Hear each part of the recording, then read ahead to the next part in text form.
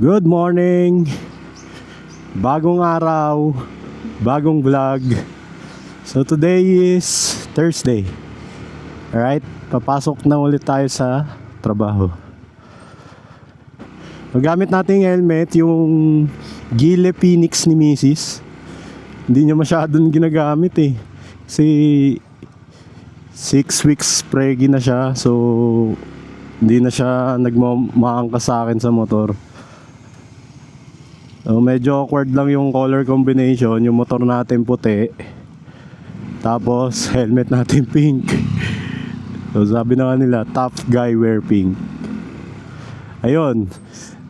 So pag-usapan natin ngayon, fitness pa rin siguro, part 2.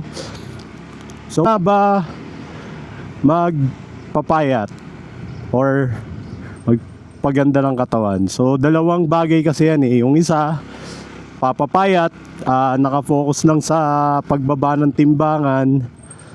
Tapos yung isa naman ay fat loss. Yun yung tinatawag na body recomp or gaganda yung hulma ng katawan mo.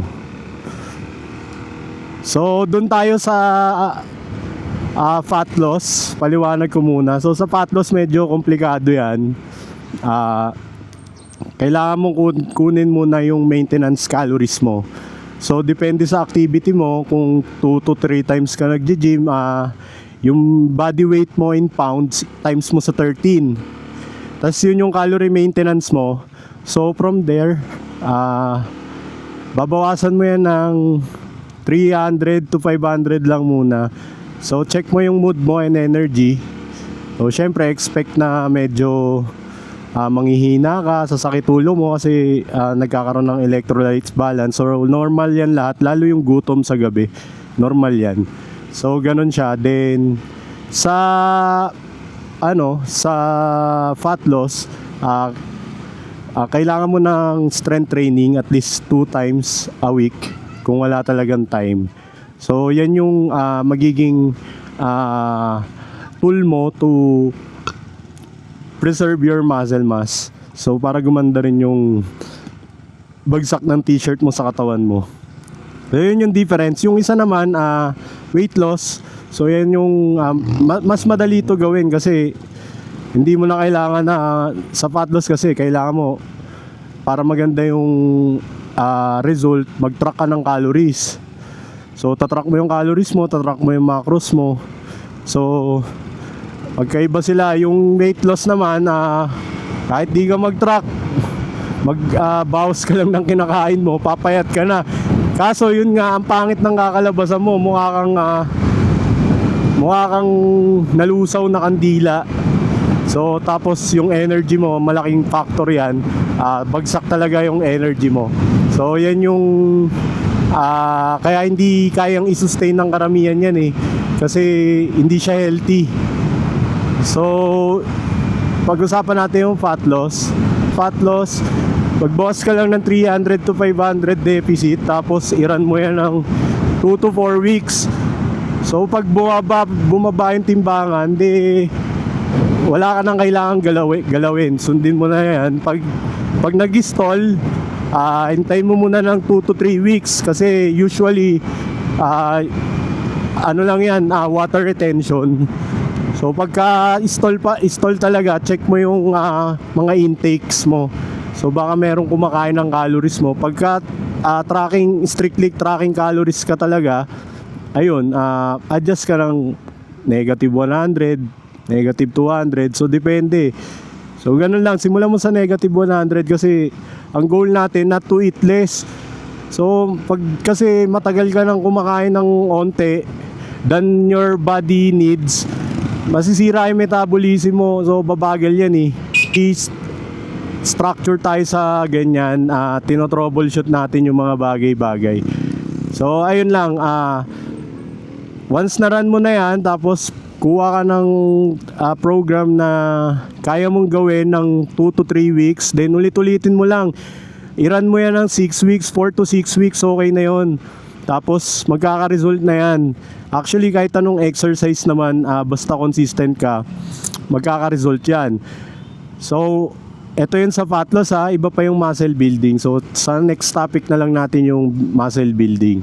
So fat loss ganyan lang, simplify lang natin. So mabilis ka na mapapayat niyan.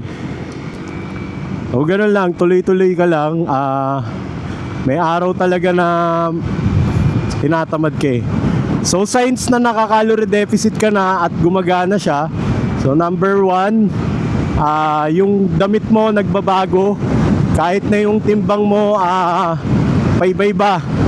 Tapos yung damit mo, yung sa braso sumisikip, yung sa chest medyo nagta-tighten, tapos naglulus yung sa midsection. So good indicator yan na nag-work yung calorie deficit mo. So wala kang kailangan baguhin kasi yung iba nagpapanik, hindi bumababa yung timbangan, weighing scale lang. So ayun lang, tuloy-tuloy lang. Then number 2, mirror progress shot.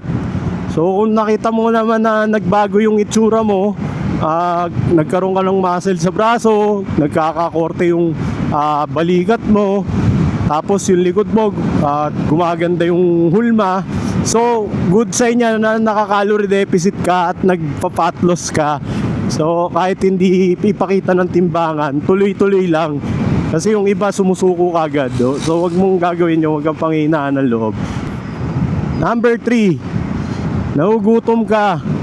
So pagka nagka-calorie deficit tayo, normal yung nagugutom ka. Hindi mo yan dapat labanan.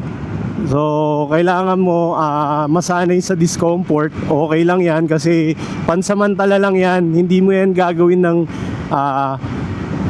1 taon, 6 na buwan. So merong mga cycle yan eh. Yung iba ginagawa tuloy-tuloy, kaya ending instead na tumaas yung energy nila, lalong nawawalan sila ng motivation, tas nawawalan sila ng gana. Tuloy-tuloy mo lang, magkakaroon ng resulta yan. Number 4, signs na nakaka-calorie deficit ka, madalas ka nang mag-CR. So kasi yung fat loss, bago yan ni-release ng katawan mo, pinapalitan muna ng fat cells mo yan ng tubig. So kaya yung timbangan, hindi ganun kagad pinapakita na bumababa siya. So i-release lang niya yung water pag naramdaman niya na safe ka, kasi nasa survival mode ka eh. So nasa fight or flight yung system mo. So ganun ang nangyayari. So pag bumaba yung cortisol, magre-release yan ng water. So pag release ng water, yun na yun, makikita mo na yung drop sa weighing scale. So pag ganon, tuloy-tuloy lang. Yun ang importante, hindi ka sumusuko. So short vlog lang tayo. Yung next, sa susunod na, kasi malapit lang yung trabaho natin ngayon. 10 minutes away lang sa bahay. Ayun, so dito na tayo. So importante lang maging consistent ka sa workout routine na pinaplano mong gawin. Yun ang pinaka-importante. So dito tayo sa Publico Cafe.